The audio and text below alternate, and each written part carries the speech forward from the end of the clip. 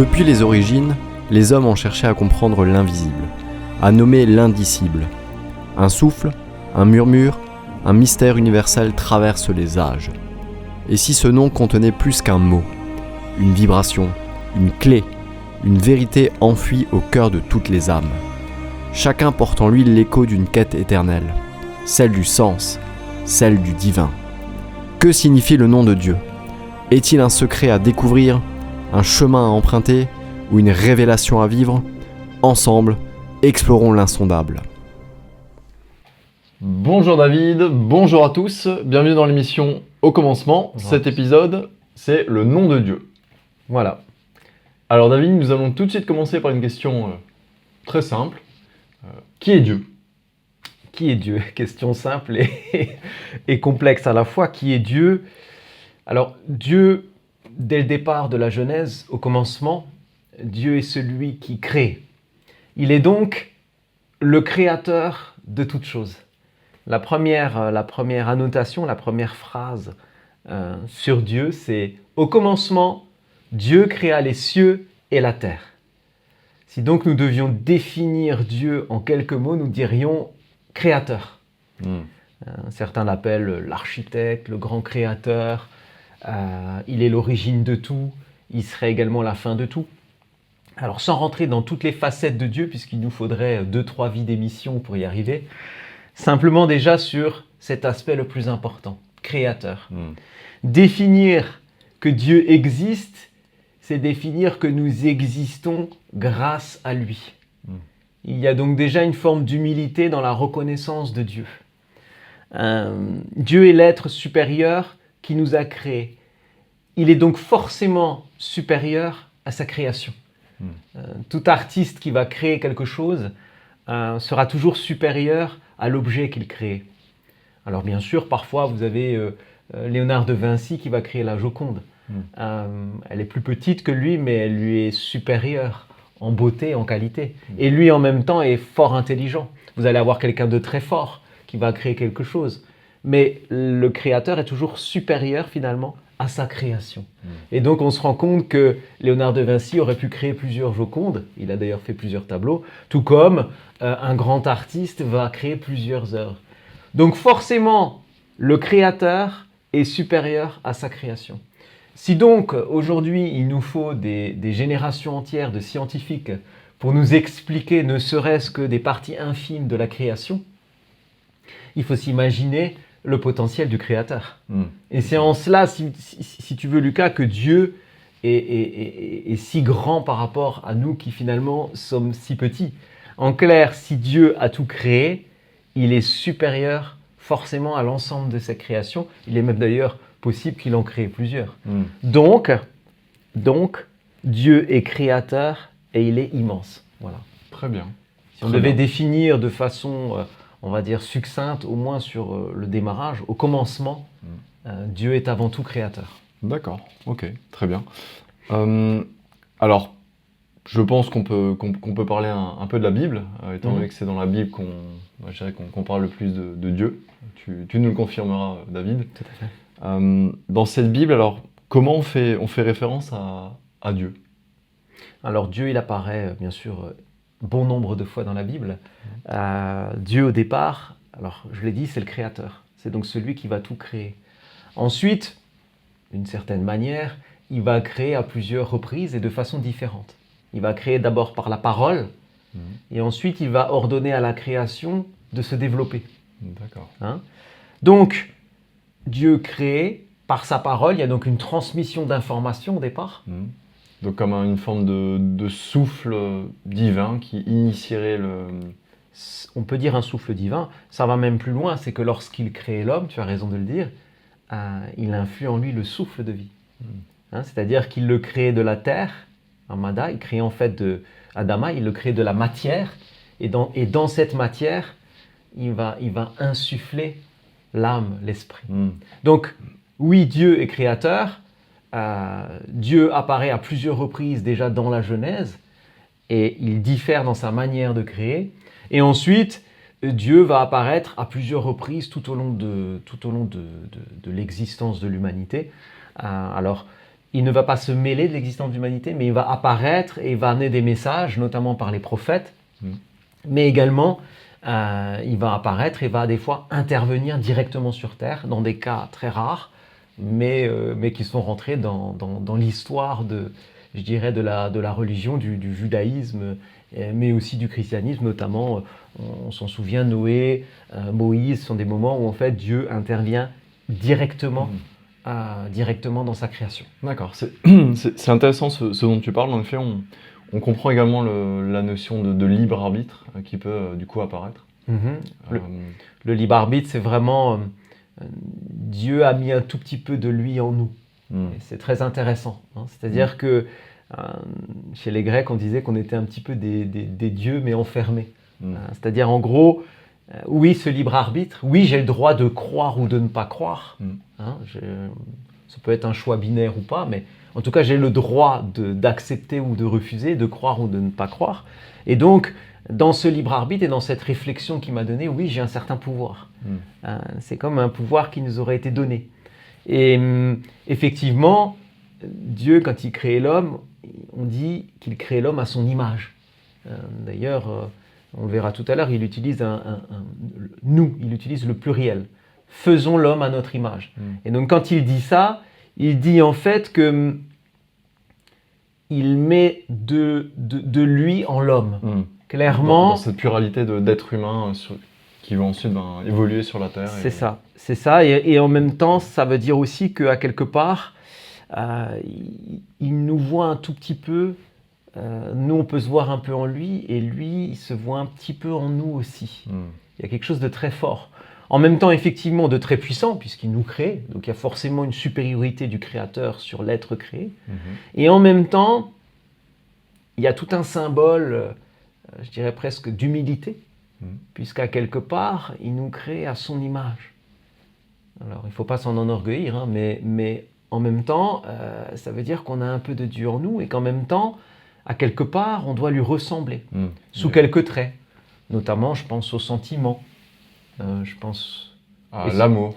Essentiellement à l'amour. C'est-à-dire que l'amour qui surpasse tout, qui est indescriptible, l'amour qu'on peut avoir pour ses enfants, pour une femme ou un homme, un être cher qu'on aime, mais aussi pour ses parents. Enfin, ce sentiment parfois fou, souvent même, des fois ça nous fait faire des choses tout à fait. Très fortes, et puis dans la vie, prendre de grands changements, faire des choses extraordinaires, souvent sont faites par amour. Et cet amour surpasse tout, il surpasse la haine, il surpasse tous les autres sentiments. Et cet amour fort qui est un et qui est puissant, a déjà quelque chose d'un peu divin. Et donc, Dieu a mis toutes ces choses en nous, avec bien sûr toujours leurs contraires et leurs opposés pour créer des polarités, mais il a mis tout ça en nous, et à quelque part, il s'est vu un peu en nous.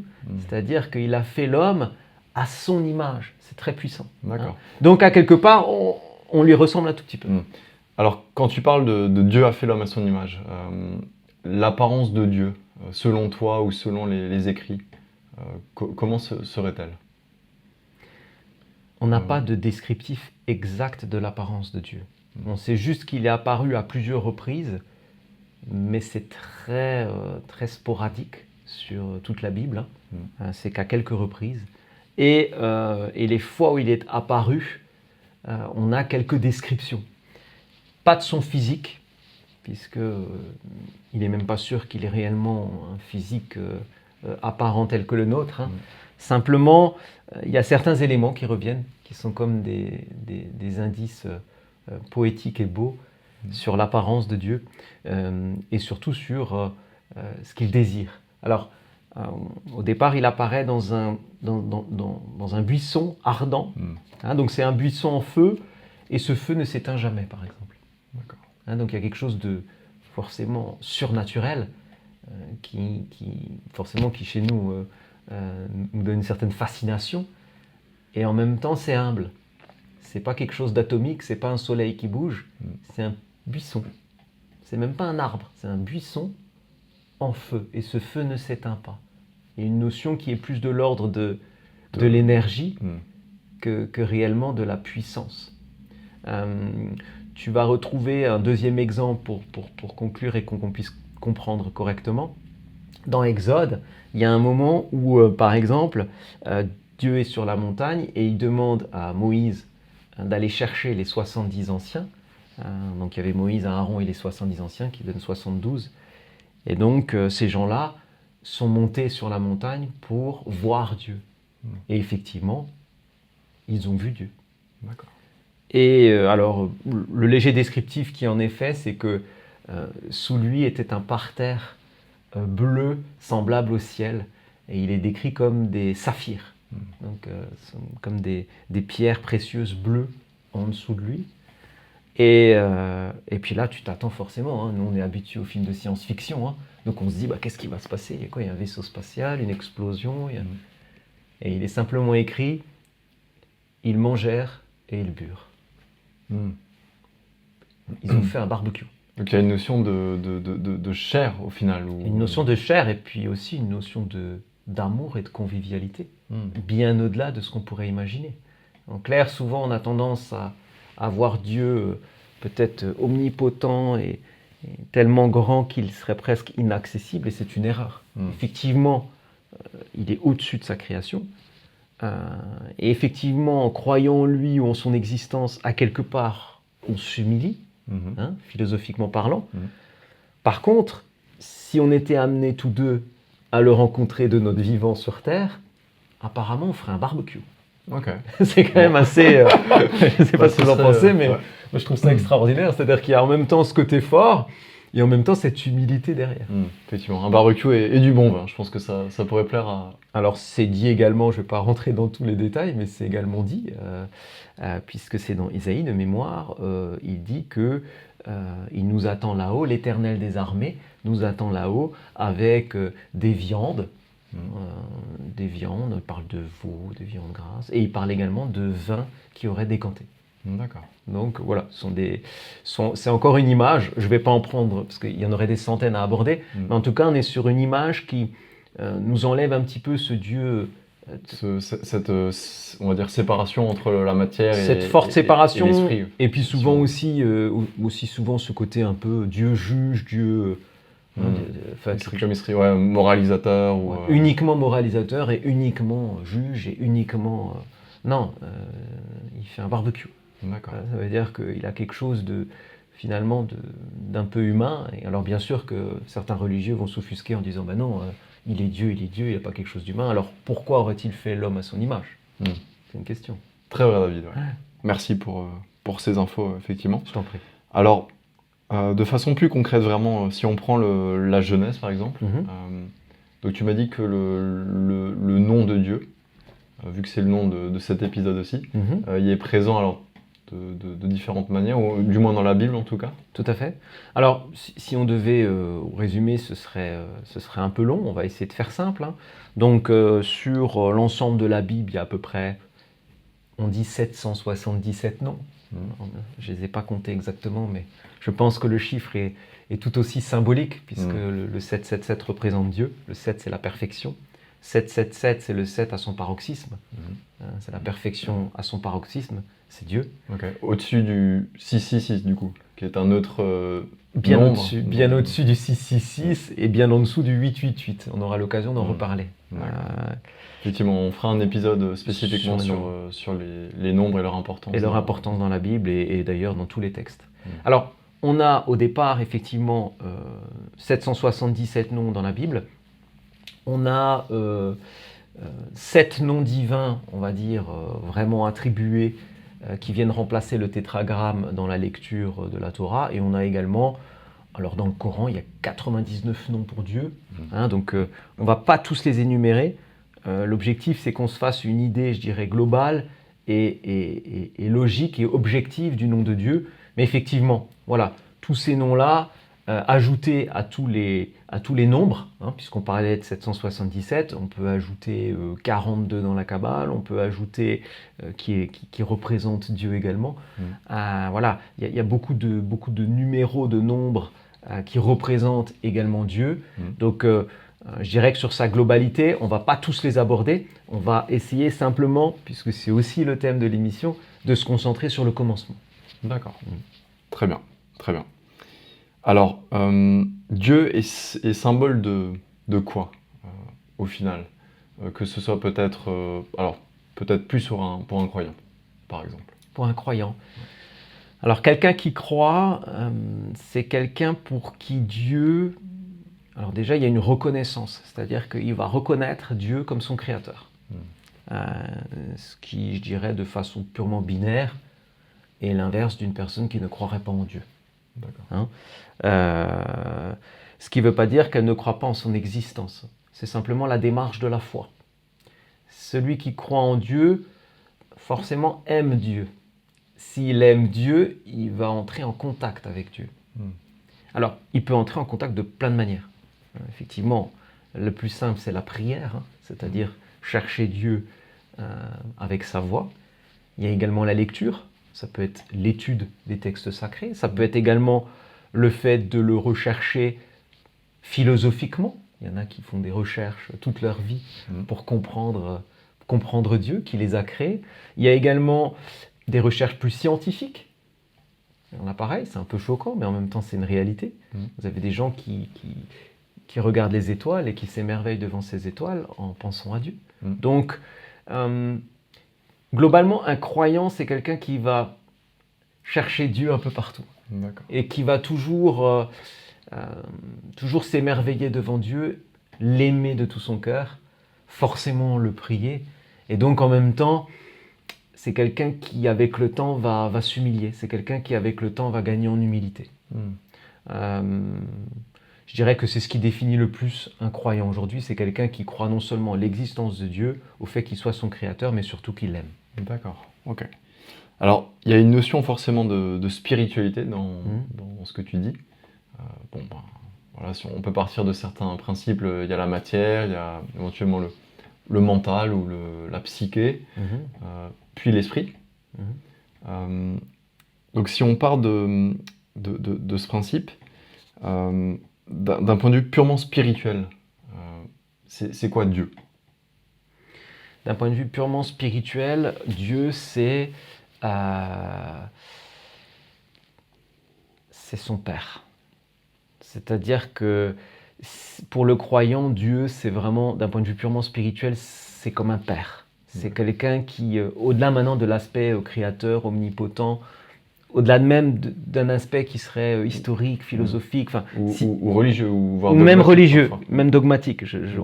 On est au-delà. Là. Si tu me demandes vraiment spirituellement, c'est-à-dire dans ta relation à Dieu pour un croyant, puisque pour un non-croyant ça n'aura pas de sens, mais spirituellement, Dieu est comme un père. Alors forcément, bon, déjà, on en a la preuve dans le Tanakh, dans l'Ancien Testament, mais également Jésus nous montre la voie dans le Nouveau, et on est vraiment face à cette volonté de dialoguer avec le Père. D'accord. C'est-à-dire, c'est le Père qu'on n'a jamais eu. C'est ce Père parfait. S'il t'a créé, il est un peu ton Père. Je ne sais pas comment t'expliquer. Spirituellement, il y a un lien de père à enfant. C'est comme si, d'ailleurs on peut le dire, par exemple, certains disent que, je ne sais pas moi, que Léonard de Vinci est le père de la Renaissance. C'est un exemple. Ou que cette notion de paternité, c'est cette notion aussi de création. C'est-à-dire que Dieu nous a créés, il est comme notre Père, déjà dès le départ. Et ensuite, le croyant, lui, il va personnaliser ce rapport. C'est-à-dire qu'il va définir Dieu réellement comme son Père, et il va réussir à se définir à quelque part comme son enfant. Alors c'est toujours à prendre avec des guillemets. Je pense notamment aux gens qui ont de mauvaises relations avec leurs parents, ou pour qui la métaphore est complexe à assimiler ou à comprendre. Et il faut s'imaginer qu'il est ce parent qu'on n'a jamais eu. Il est ce parent... Comme un père supérieur. Supérieur. Il est ce parent qu'on aimerait... Original. Ouais. On pourrait aller plus loin, on fera une émission là-dessus. Il est ce parent qu'on aimerait être. D'accord. Okay. Une projection qui se crée. Normalement, un croyant, vous pouvez voir le rapport qu'il a à Dieu le Père en fonction du rapport qu'il a avec ses enfants aussi. Il y a une projection. D'accord, ok. Ce dont tu as parlé me donne envie de te poser la question suivante. Vas-y. Est-ce qu'il faut être religieux pour croire en Dieu, ou au final la religion n'a pas tant que ça à voir avec Dieu? Alors, ouais, c'est une très bonne question. La religion n'a rien à voir avec Dieu. D'accord. C'est que les choses soient très très claires. Dieu n'a jamais créé deux religions, même si Dieu a donné au départ des lois, il a donné des manières de faire, il a donné une voie, il a montré la voie. Par moments, il est intervenu, par moments, il y a eu, il faut dire l'Ancien Testament, il y a eu également des répressions, il y a eu des choses qui se sont passées, mais Dieu à aucun moment a dit « je crée une religion, voici comment est cette religion ». Tout comme après, Jésus n'a pas décidé de créer une religion, il n'a pas... je rappelle que ce n'est pas lui qui est allé à Rome et qui a créé le Vatican. Tout comme on peut en parler pour toutes les religions, hein, donc je ne stigmatise pas, bien au contraire. Je dis pas que toutes les religions ont tort, je dis juste que toutes les religions n'ont pas 100% raison. D'accord. D'ailleurs, si on reprend notre principe du Dieu créateur, il est supérieur à sa création.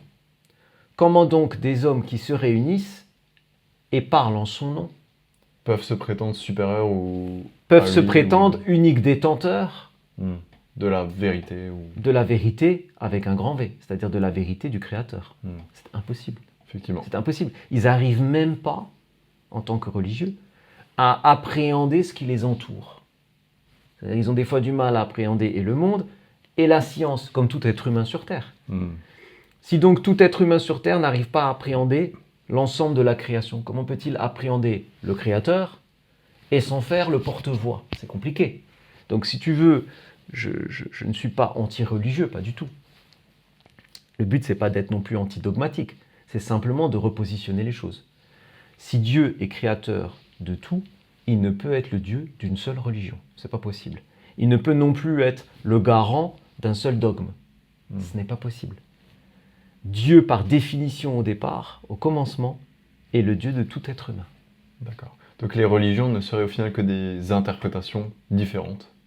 Ce sont des interprétations différentes, ce sont surtout des façons de croire.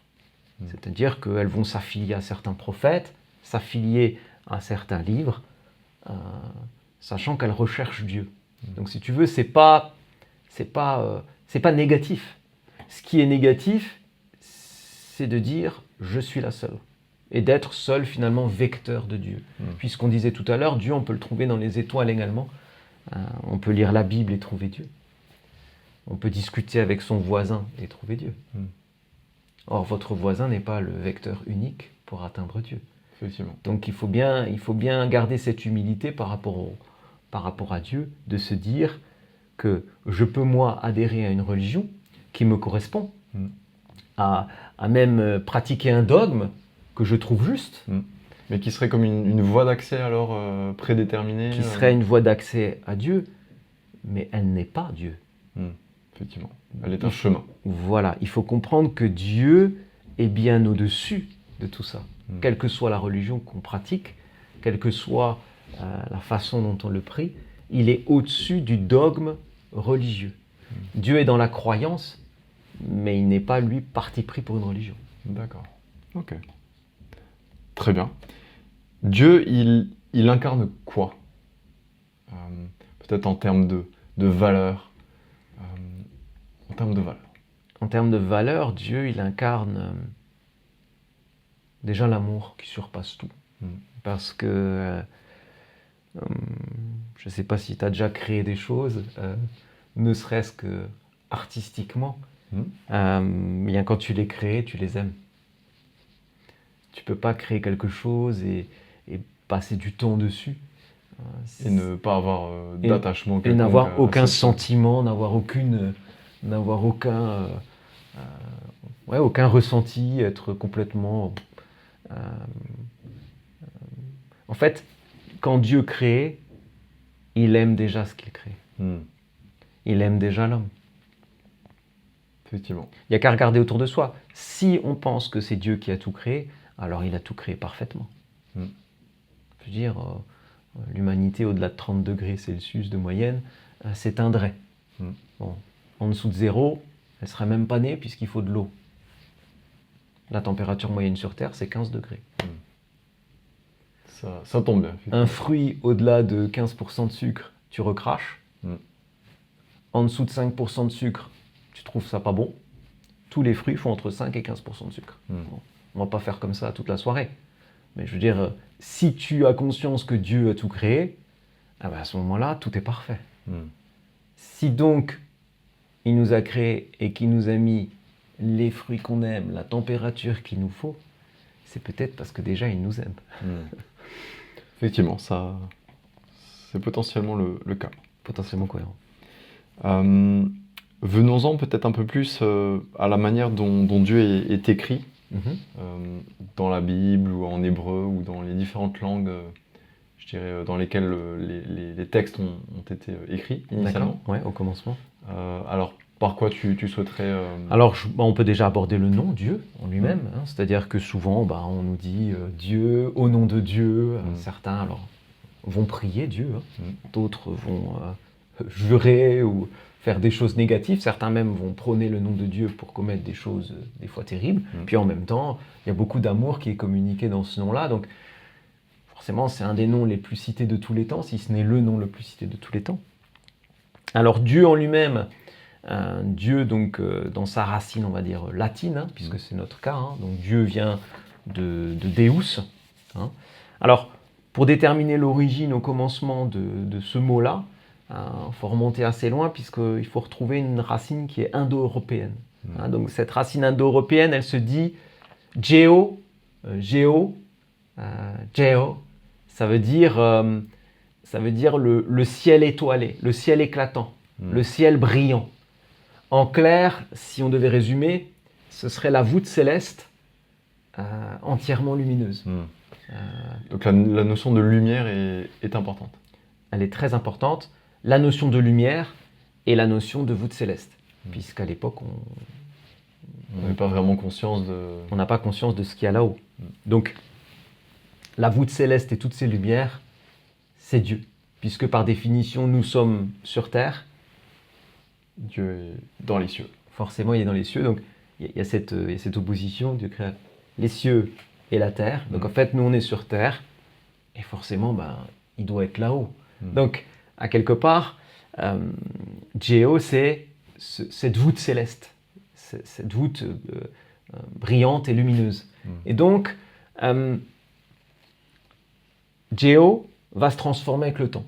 D'abord, va devenir Géo, Zéo, qui va devenir Zeus, qui va devenir Zeus, et dans une autre branche qui va donner Géo, qui va donner Jéhu, Jupiter, le père des dieux, Jupiter, et donc qui va donner Jupiter. D'accord. Alors, ça me fait penser du coup, donc les religions polythéistes, au final, se sont aussi inspirées de Dieu et de son nom.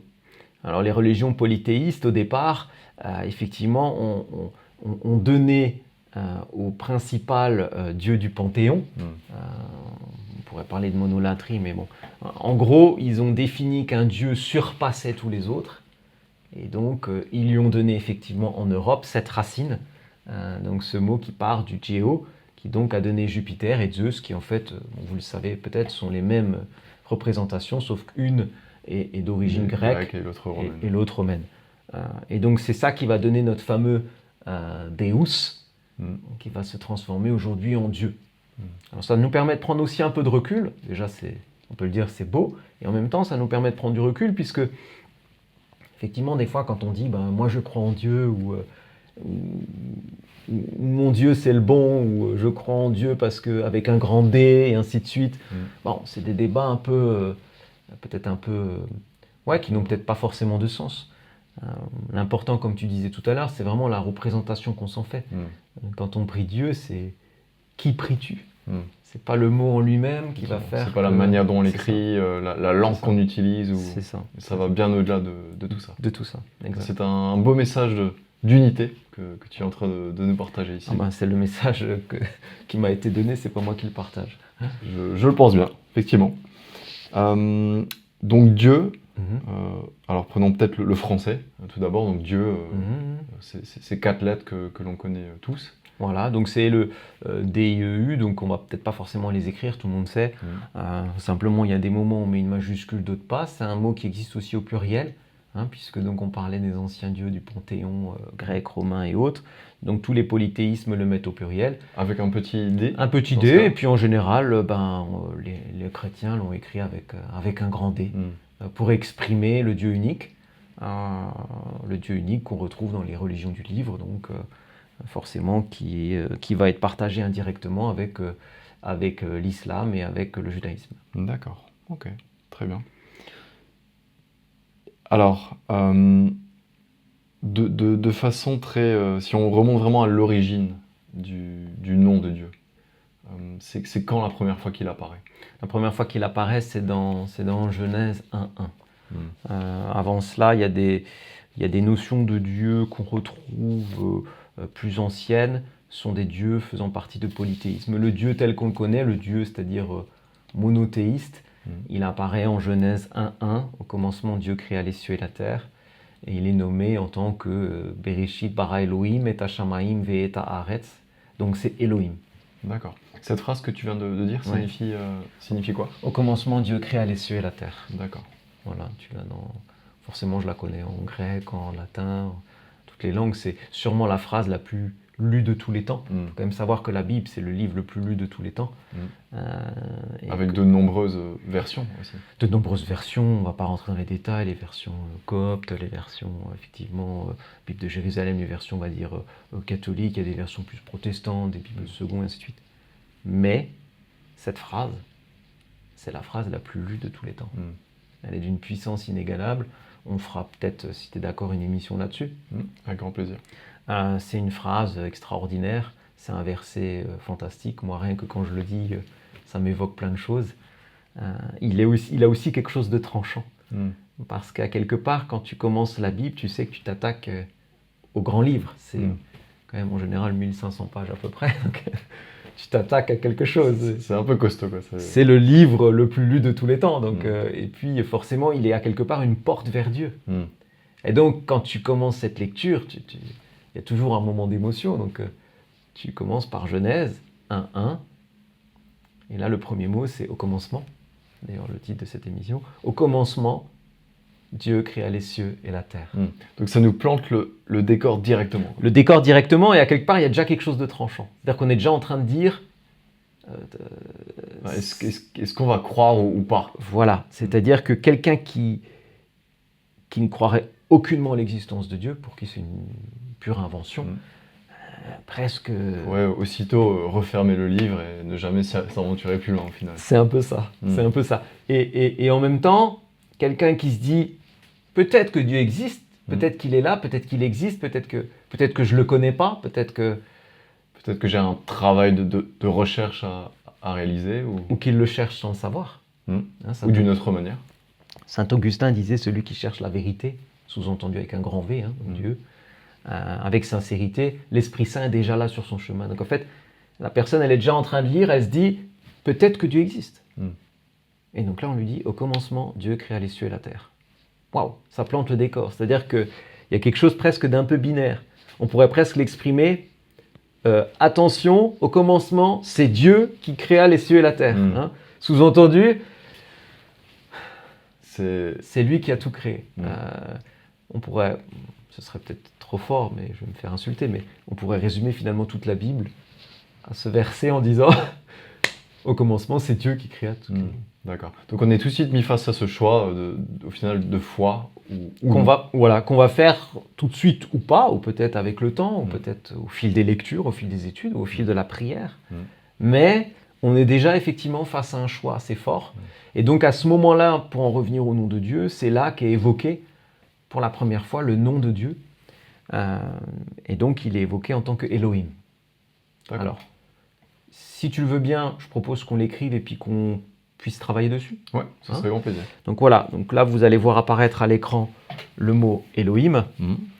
Donc ce mot Elohim, ce qu'on peut déjà en dire, c'est Sur le dessus, vous allez avoir donc la version hébraïque, hein, et sur le dessous, la version proto-sinaïtique. Donc là, l'objectif de cette émission, c'est de retourner au commencement. Donc on va toujours écrire les choses de façon la plus ancienne possible. D'accord.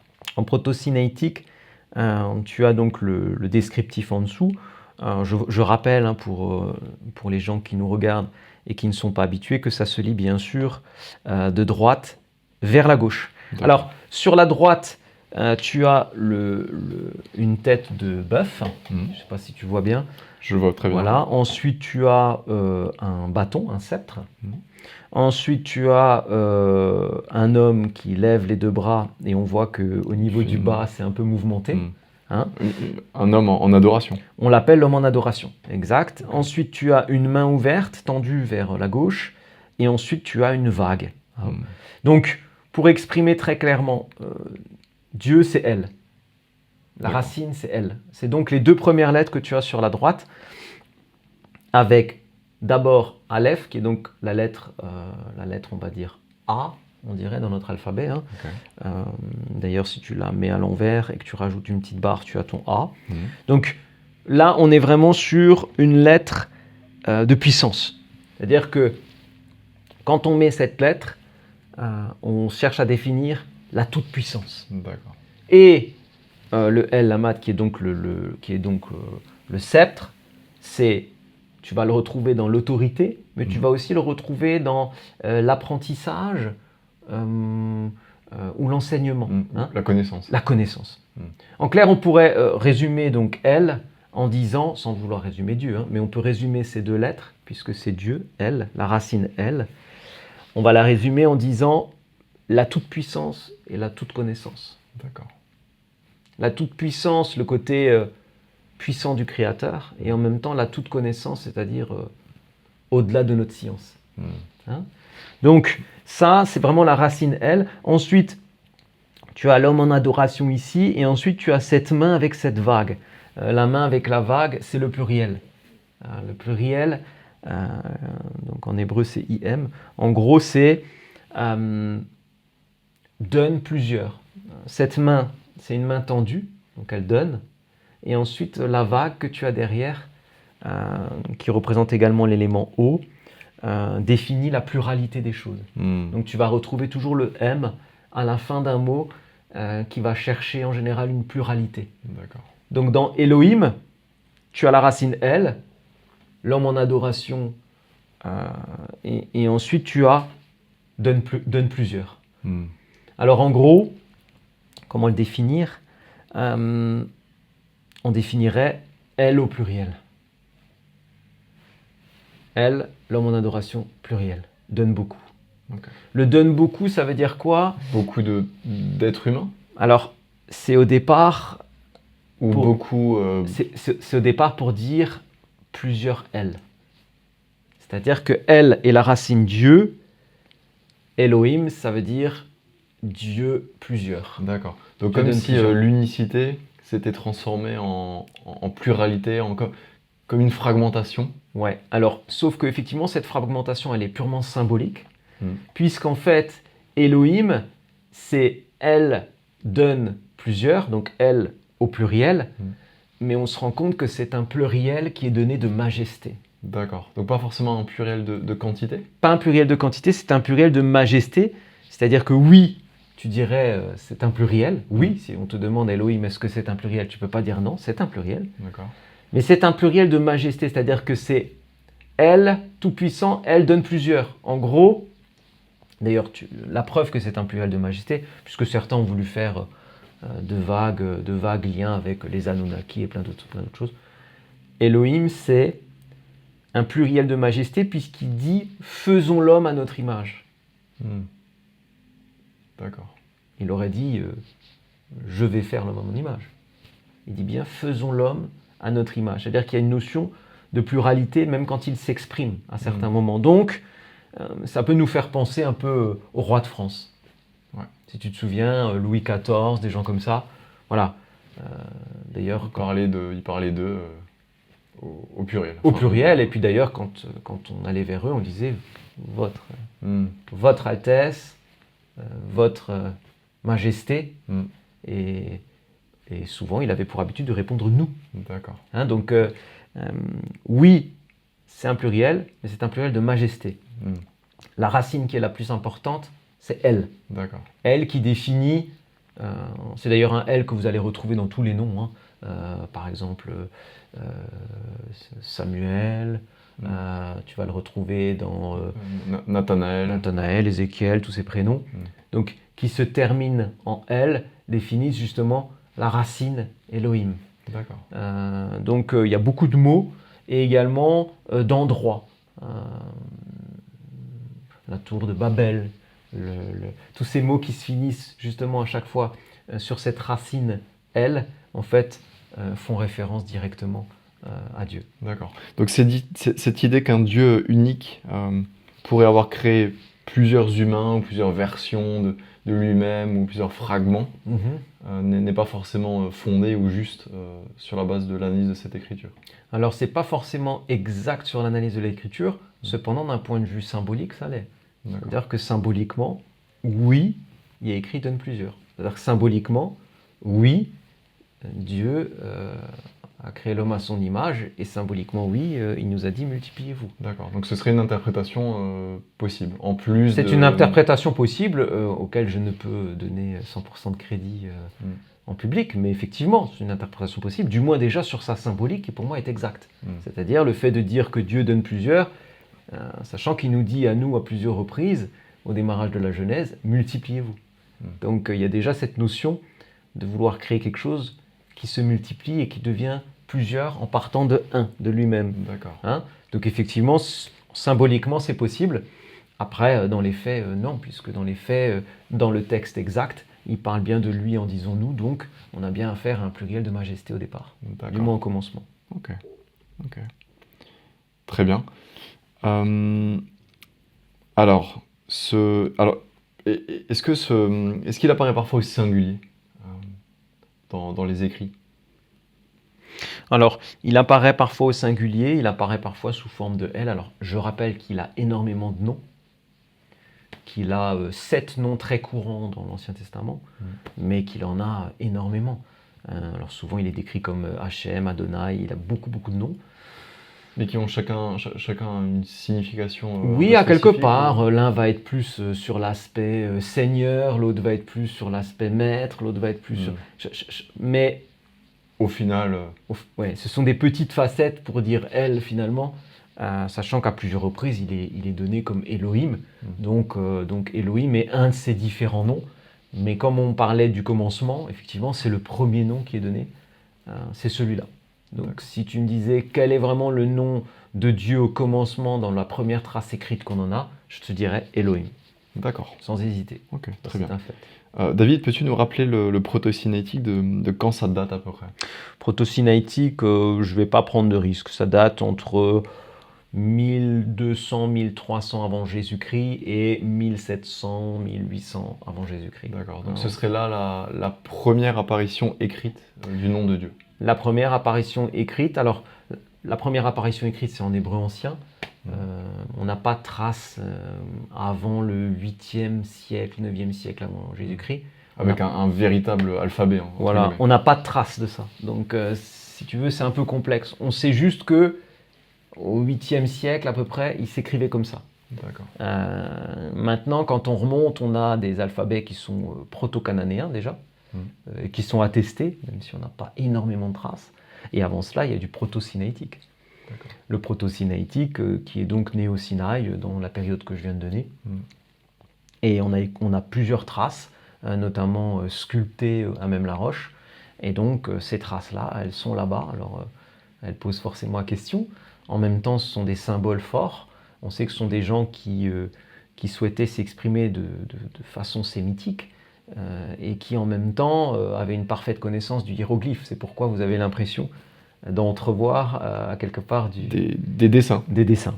En fait, on est sur de la symbolique pure. Alors, forcément, il y a des adeptes fous qui savent l'écrire. Et puis, il y a des gens qui simplement disent que ce sont juste des symboles, mais qui sont bien avant l'alphabet. Or, effectivement, on reconnaît chaque lettre On reconnaît chaque lettre et on peut très bien remonter dans le temps et au commencement savoir exactement de quelle manière ça s'écrivait en proto-sémitique. D'accord.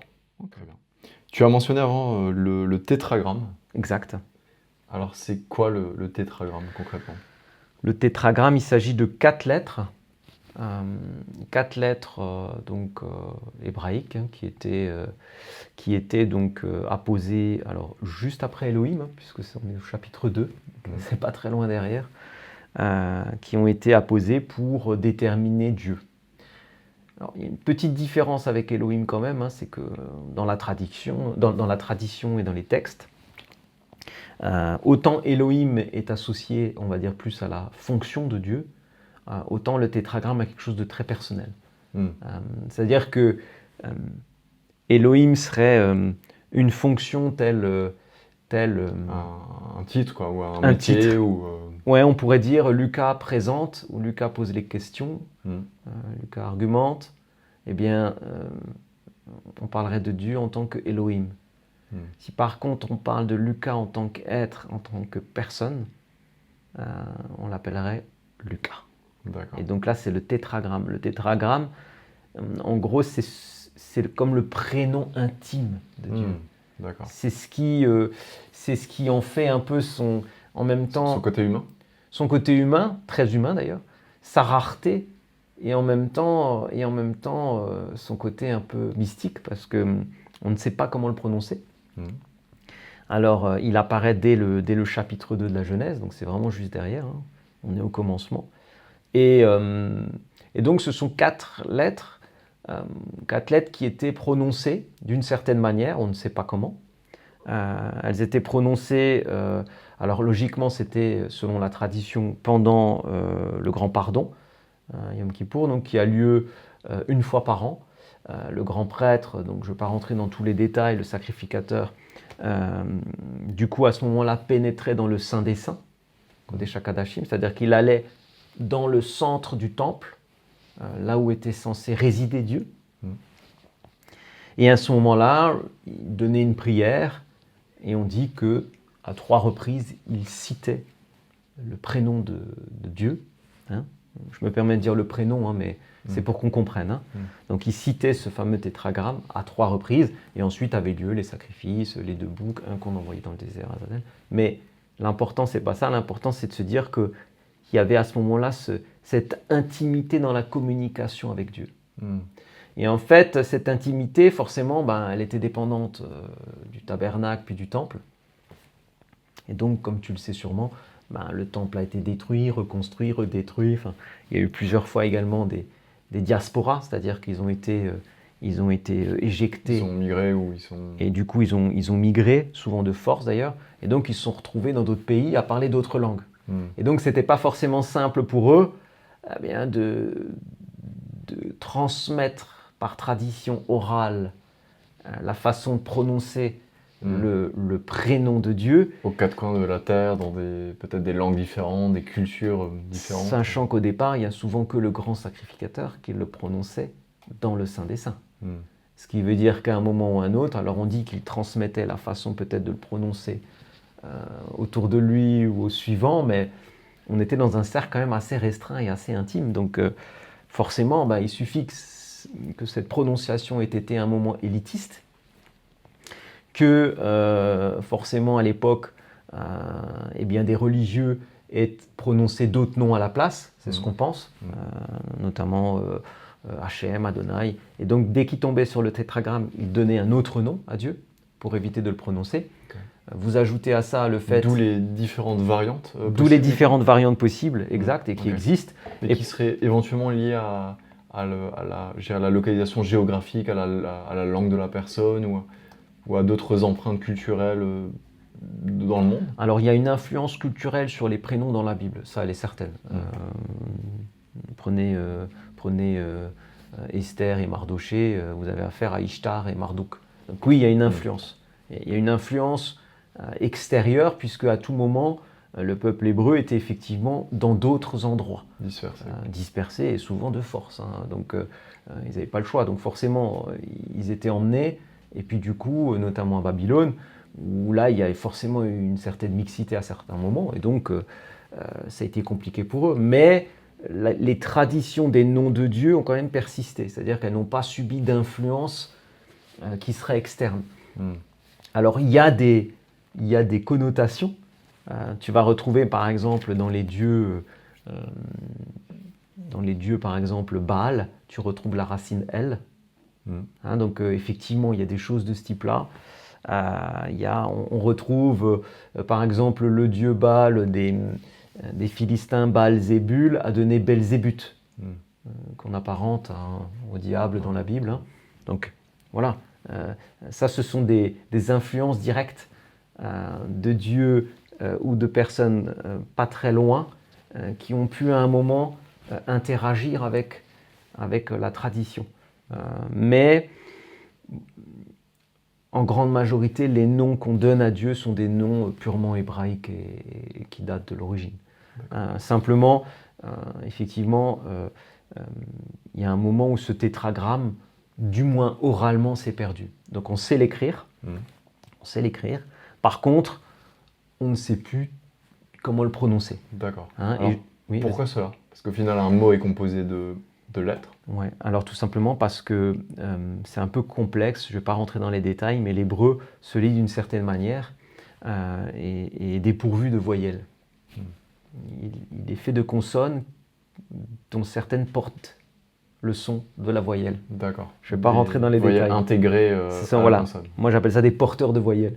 En gros, si on doit résumer, c'est comme s'il n'y avait pas de voyelles et que tu devais prononcer le nom en fonction de comment il se lit. D'accord. En clair, si je ne t'apprends pas trop à le lire et si tu n'es pas habitué à le lire, tu auras du mal à donner la prononciation, exacte. Voilà. Ensuite, il y a eu une évolution de cette langue, puisqu'ensuite il y a eu les massorètes. Donc après, il y a eu carrément on peut lire l'hébreu avec les petits points à noter qui vont nous donner, ou les petits traits qui vont nous donner l'intonation à donner au mot en entier. Mais sinon, sur le tétragramme, on ne l'a pas. Donc, ce qui veut dire que sur le tétragramme, on est sur 4 lettres d'origine, on ne sait pas comment les prononcer. Il y a à peu près, si vraiment tu devais calculer une probabilité exacte, tu serais au-delà de 10 000 façons possibles de le prononcer. Bon an, mal an, il y en a 280 à peu près qui sémitiquement tiennent vraiment la route. Et après, voilà. Et après, il y en a, selon moi, il n'y en a que quelques-uns qui vraiment sont probants. Mais on n'a pas de traces. Alors pourquoi est-ce qu'on n'a pas de traces? Déjà parce que c'est à l'oral que ça se lit. Et puis ensuite, comme je te disais, ils ont été déportés et à plusieurs reprises, ils ont dû parler d'autres langues, qui fait qu'on n'utilisait plus que l'hébreu pour la pratique religieuse. Et comme c'était un petit peu au départ élitiste, ce prénom de Dieu, il s'est à un moment perdu dans d'autres pays et dans d'autres traditions. Donc, oui, il existe, oui, on l'écrit. On ne sait juste pas comment le prononcer. Alors, si tu es d'accord, on peut l'écrire ensemble. Allons-y. 4 lettres. 4 lettres avec sur ta droite donc la lettre I. Alors, on appelle ça le iode. Iota en grec. C'est vraiment une toute petite lettre. Donc, ça, c'est la main que tu vois apparaître. Donc, cette main, c'est cette main qui donne. Ensuite, tu as l'homme en adoration que tu as reconnu de tout à l'heure. Au milieu, tu as un poteau, une flamme, et sur la gauche, tu as un deuxième homme en adoration. Alors quand tu as 2 lettres comme ça, il y a souvent une signification forte, puisqu'il y a une notion de pluralité, et la lettre qui est à l'intérieur, souvent, est aussi très forte. Donc là, la façon dont est écrit le tétragramme voudrait nous dire, déjà de la droite, puisqu'on lit toujours de la droite à la gauche, c'est qu'il y a une main qui donne, une main qui est tendue. On peut dire qu'il y a un pluriel, aux hommes en adoration. Et donc, elle a donné quoi? Eh bien, elle a donné cette flamme que tu vois. Et cette flamme, on l'appellerait l'esprit dans la tradition. C'est le souffle. C'est le souffle. Donc, ce tétragramme signifierait, comme on a fait la signification tout à l'heure, qui donne l'esprit, le souffle. D'ailleurs, dans certaines traditions, c'est le même mot. Qui donne le souffle, l'esprit aux hommes en adoration. Intéressant. J'aimerais qu'on revienne rapidement sur cette notion de souffle, qui est souvent associée éventuellement aux paroles, aux verbes, et donc au pouvoir créateur. Est-ce que ce serait du coup Dieu qui nous transmet une partie de son pouvoir créateur via cet esprit? Ça peut être le cas. Alors, ce qui est sûr en tout cas, c'est que Dieu donne le souffle. Donc en fait, il dit en Genèse qu'il souffle en l'homme. C'est-à-dire qu'il a mis il insuffle en l'homme. C'est comme s'il voulait nous dire, je vous ai créé de matière, mais j'ai soufflé en vous quelque chose d'autre pour vous donner l'esprit. Et donc, quand on dit que Dieu nous a créé à son image, c'est effectivement, il y a une part peut-être physique, mais il y a surtout le souffle. Quand on nous dit qu'il nous crée à partir de la poussière ou de la terre, c'est une image. Il nous crée à partir d'une matière, de la matière. Il nous crée fait de chair, de matière, et ensuite il souffle. Et ce souffle, c'est ce qu'on comprend pas, et qu'on comprendra jamais. Que certains pensent que il est dans le cerveau, que dans le cœur, ou que quand tu nais, il est là, mais on ne sait pas pourquoi. Effectivement, on a un aspect, quand on nous étudie, finalement très mécanique, et en même temps, pourquoi tu es toi et pourquoi je suis moi. La question même de l'existence de l'individu. Les personnalités, puis les émotions, les rêves, enfin, toutes ces choses qui nous définissent. Et qui nous dépassent. Qui nous dépassent d'une certaine manière. En fait, c'est ce qu'on appelle ce souffle. Alors, il y a plusieurs manières de le définir. On ne va pas maintenant rentrer dans les détails, on le fera peut-être une autre fois, mais il y a plusieurs façons de définir ce souffle en l'homme. Ce souffle, il est esprit, il est âme, il se traduit de plusieurs manières. On verra même au commencement comment on les écrit. C'est très intéressant, mais effectivement, quand on parle de souffle, de l'élément air, quand on parle de ce souffle ou de cette flamme, de cette lumière, ce souffle, c'est vraiment Dieu qui donne, qui insuffle l'esprit aux hommes. D'ailleurs, ces hommes en adoration, on le voit, ils sont en mouvement. Quelque part, c'est comme s'il donnait ce souffle qu'il les met en mouvement. D'accord. Il y aurait comme un cause à effet. Donc de l'action, ça bouge, quoi. C'est ça. Alors même si c'est très symbolique, et puis à quelque part, c'est un peu l'interprétation qu'en fera chacun, mais c'est d'une beauté extraordinaire. On a cette main qui tend ce souffle, qui tend cette flamme aux hommes qui entrent en mouvement, en adoration. Je trouve ça magnifique. Effectivement, la symbolique est très forte. La symbolique est très forte, et puis c'est plein d'émotions aussi, parce que si vous voulez connaître le prénom de Dieu et la manière dont il s'écrivait, c'est comme ça qu'il s'écrivait au commencement. Effectivement, c'est assez fort. Et donc ça a été tout de suite écrit en proto-sinaïtique, comme Elohim? Alors, tout comme Elohim, on remonte dans le temps, c'est-à-dire qu'on parle de l'hébreu ancien, on remonte en proto-cananéen jusqu'au proto-sinaïtique, et donc la traduction, les lettres telles que vous les voyez là sont exactes, elles sont positionnées dans le bon ordre, et ensuite on en fait son interprétation. Alors c'est sûr que je ne vous conseille pas de le faire sur un mot, mais quand vous en avez fait quelques milliers, il y a un moment où effectivement vous commencez à repérer les signes et à voir un peu ce qu'ils peuvent dire. Voilà. Donc, important, donner le souffle, donner l'âme, donner l'esprit à des hommes qui se mettent en mouvement. Ce serait ça le prénom de Dieu. C'est magnifique. Quand on lui demande son nom, et ça je trouve que c'est beau, il va dire « Je suis celui qui suis, je suis celui qui est ». Il y en a certains même qui disent il y aurait une notion de futur. Je serai qui je serai. Je suis qui je suis. Et quand tu le dis, il dit ayez, Asher, ayez. Je suis. Donc c'est assez fort. Déjà, c'est fort de symbolique parce que ça veut dire qu'il est avant tout. Et en même temps, il y a cette notion de souffle. Ayez. Ayez. Qui s'entend même dans la phonétique du mot, et qui veut nous dire je suis. Mais quand tu le dis, c'est comme un souffle. Il n'y a pas de consonne. Effectivement. Alors, comment peut-on... Donc tu as dit qu'il y a probablement presque 10 000 façons de prononcer ça.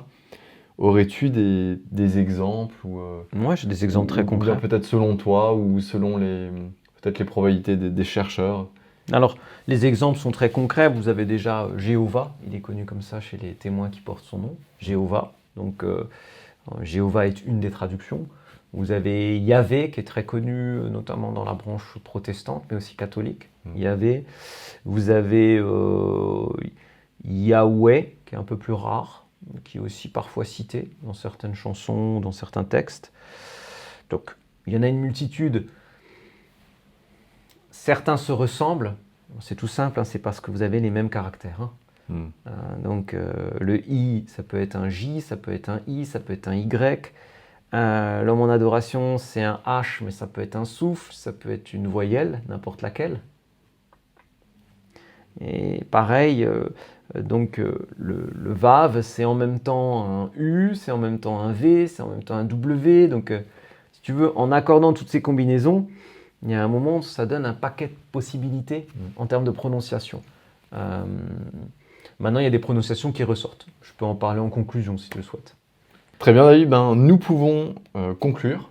Alors, j'aimerais maintenant que tu nous partages un peu voilà, ton opinion globale sur tout ça. Alors, déjà, on peut dire, pour retenir les choses de façon simple, c'est déjà que le mot Dieu a plusieurs racines, même si elles viennent de cette racine indo-européenne, Géo.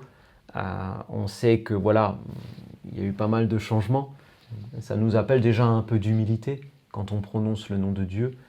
Ça nous appelle aussi un peu de retenue peut-être. Crier haut et fort le nom de Dieu. Pourquoi faire? Je pense aussi que ça nous rend humbles par rapport à Dieu. Il y a quand même cette notion de Dieu le Créateur. Donc si j'admets Dieu, je suis sa création. C'est déjà un premier pas d'humilité. Et en même temps, cette racine, alors c'est vrai qu'on peut quand même dire que Géo ressemble fortement à une racine sémitique, et notamment celle du tétragramme. Maintenant, on ne peut pas faire de lien là-dessus. Est-ce qu'il y a pu y avoir un lien entre la racine du tétragramme et l'indo-européen qui a donné le mot Dieu? Il y a une probabilité, mais c'est pas du tout. C'est pas vérifié. C'est pas du tout vérifiable. Hein.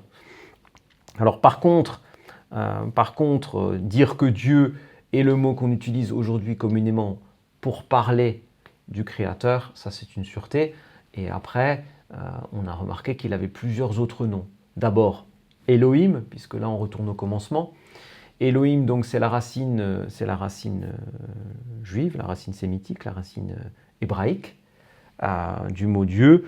Elle apparaît en Genèse 1.1. Elohim, en gros, signifie la fonction de Dieu. L'être divin, sa fonction. Dieu comme une fonction, c'est Elohim. Et ensuite, on a vu que ce Elohim a pas mal évolué au fil du temps. Pareil. Et que la dernière traduction, ce serait Allah pour Elohim. Qu'entre-temps, il y a eu Eloi, Eloah, Allah, donc une évolution du mot. Là, pareil, on ne parle que de la fonction.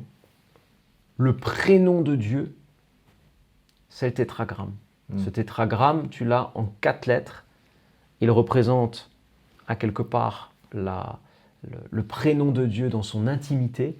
Et ces 4 lettres-là, on ne sait toujours pas comment les prononcer. Alors, on a des petits indices, effectivement. Ayez Hacher Ayez. On a d'autres indices. Alors, pour ma part, si tu me demandes vraiment mon avis à moi, je dirais qu'il est fort probable, mais ça n'engage que moi, qu'il ne se prononce qu'avec des voyelles. C'est-à-dire que ce soit un mot comme ayez, c'est-à-dire qu'il n'utilise pas de consonne. En ce sens que à quelque part, la consonne est matière. Et la voyelle serait esprit ou en tout cas légèreté. On peut même dire que la voyelle est souffle. C'est-à-dire que quand tu prononces une consonne, dans ta bouche, les choses se touchent. Il est vrai. Quand tu prononces les voyelles, A, E, I, O, U, tu ne touches rien. c'est le souffle qui émane directement. Mm. Certains disent même que le nom de Dieu se lit comme un souffle.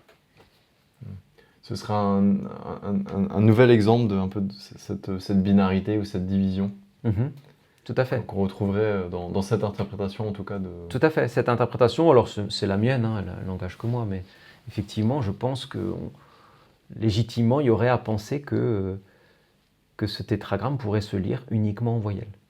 Auquel cas, par exemple, Yahweh serait peut-être un des prétendants au titre, pour la simple et bonne raison qu'il y a à peu près toutes les voyelles dedans qui se suivent, que potentiellement c'est prononçable comme ça. Et donc, le fait de ne prononcer que des voyelles se lirait également dans l'écriture, puisqu'on a une main qui tend le souffle aux hommes en adoration. Ça pourrait presque être, quelque part, ça pourrait être le mode d'emploi. En clair, il n'y aurait pas de consonne, il n'y aurait pas de matière. Et donc, si c'est souffle, alors ça peut être Yahweh, ça peut être Yehoua, Yehoua, Yehoua. Alors, pourquoi ? Tout simplement parce que Yehoshua, Josué, Jésus Yeshua, Judas Yehuda. Donc on retrouve cette racine avec à chaque fois d'autres lettres, D, la porte, Dalet, le signe, tout ça. Bon. En gros, on pourrait avoir une suite de voyelles prononcées dans un seul souffle qui donnerait le nom de Dieu. C'est très poétique. C'est très poétique, c'est beau, et pour ma part, je choisirais Yehoua. Mais ça pourrait être Yahweh, tout comme il y a d'autres significations possibles, et pourquoi pas Jéhovah ou d'autres. Mais en tout cas, voilà, je pense que ça pourrait être ça. Très bien. Eh bien, ça restera certainement un mystère, et puis voilà, chacun aura également l'occasion d'en faire peut-être sa propre interprétation et ses propres recherches. David, merci beaucoup pour ce moment. C'était riche en connaissances. Ça m'a fait plaisir aussi. Et nous aurons donc nous aurons l'occasion du coup de se retrouver dans de prochains épisodes pour continuer cette quête de vérité. Avec grand plaisir. Merci à toi, David. Ciao, ciao.